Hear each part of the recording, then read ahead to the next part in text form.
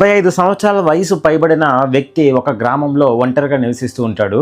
ఇతను పిల్లలందరూ కూడా బయట దేశంలో స్థిరపడిపోయారు. అంటే ప్రతి సంవత్సరం కూడా ఇతని పిల్లలు, మనవడు, మనవరాళ్ళు అందరూ కూడా ప్రతి సంవత్సరం ఇతను చూడడానికి వస్తూ ఉండేవాళ్ళు. ఆ విధంగా ఇతని మనవడు, మనవరాళ్ళు అందరూ కూడా వస్తున్నారని చెప్పి ఇతని ఇంటిని, పాత సామాన్లు ఉన్న గదిని అంతా కూడా శుభ్రం చేశాడు.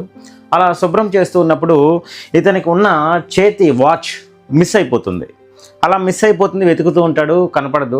ఆ లోపే వీళ్ళ పిల్లలు, మనవడు, మనవరాళ్ళు అందరూ కూడా ఆ గ్రామానికి వస్తారు.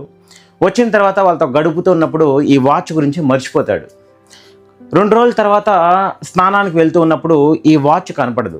కనపడకుండా ఉన్నప్పుడు మళ్ళా బాధగా ఉంటాడు, చాలా బాధగా ఉంటాడు. ఈ బాధ అంతా చూసి మనవడు, మనవరాళ్ళు అందరూ కూడా తాతయ్యని అడుగుతారు.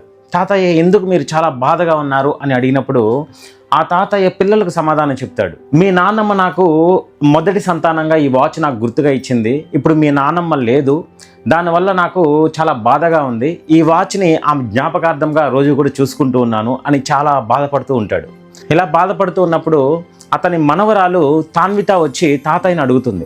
తాతయ్య, మీరు ఎక్కడికి వెళ్ళారు చెప్పండి అని చెప్పినప్పుడు తాతయ్య చెప్తాడు, పాత సామాన్లు ఉన్న గదిని నేను వెళ్ళి శుభ్రం చేశాను అని చెప్తాడు.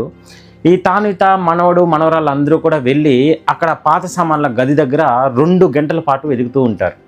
వీళ్ళకి అప్పటికీ కనపడదు. తర్వాత తాతయ్యే, ఇంకా మీకు వాచ్ కనపడదు, వచ్చేసేయండి అని చెప్పినప్పుడు ఆ మనవడు, మనవరాళ్ళు అందరూ కూడా వచ్చి తాతయ్యతో నిరాశగా చెబుతారు, ఇంకా కనపడలేదు అని. చివరగా చిన్న మనవడు కార్తీక్ మాత్రం నేను వెతుకుతాను అని చెప్పి మీరందరూ ఇక్కడే ఉండండి అని చెప్పి వెళ్తూ ఉంటాడు.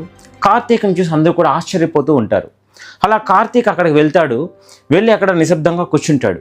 అలా కార్తీక్ని వెంబడిస్తూ మిగతా మనవడు, మనవరాలు కూడా వెళ్తూ ఉంటారు. కార్తీక్ మాత్రం అందరూ నిశ్శబ్దంగా ఉండండి అని కార్తీక్ మౌనంగా 15 నిమిషాలు కూర్చుంటాడు. అలా కూర్చున్నప్పుడు కార్తీక్కి ఆ వాచ్ దొరుకుతుంది. ఆ వాచ్ని ఆనందంతో తాతయ్యకి ఇస్తాడు. తాతయ్య చాలా ఆనందపడి, కార్తీక్, నువ్వు దీన్ని ఎలా కనుక్కోగలిగావో చెప్పు అని అడిగినప్పుడు కార్తీక్ చెప్తాడు, తాతయ్య, నేను సైలెంట్గా 15 నిమిషాలు అక్కడ కూర్చున్నప్పుడు నాకు అక్కడ టిక్ టిక్ అనే శబ్దం వినిపించింది.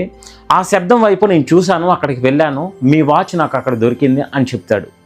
ఈ విషయం విన్న తాతయ్యకి కార్తీక్లో ఉన్న ఇంటెలిజెన్స్ చూసి చాలా ఆనందమయ్యి ఆ వాచ్తో ఉన్న అనుబంధాన్ని వాళ్ళతో పంచుకుంటాడు.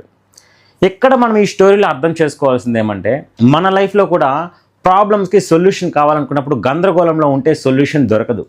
ఎప్పుడైతే ప్రశాంతంగా, పీస్ఫుల్గా ఉంటామో అప్పుడు ప్రతి ప్రాబ్లం కూడా సొల్యూషన్ దొరుకుతుంది. కాబట్టి మీ మైండ్కి మీరు మాస్టర్ అవ్వాలనుకుంటే క్లమ్జీ మైండ్తో సొల్యూషన్స్ వెతుకుతారా, ప్లెజెంట్ మైండ్తో సొల్యూషన్స్ వెతుకుతారా? ఇప్పుడే కామెంట్ చేయండి.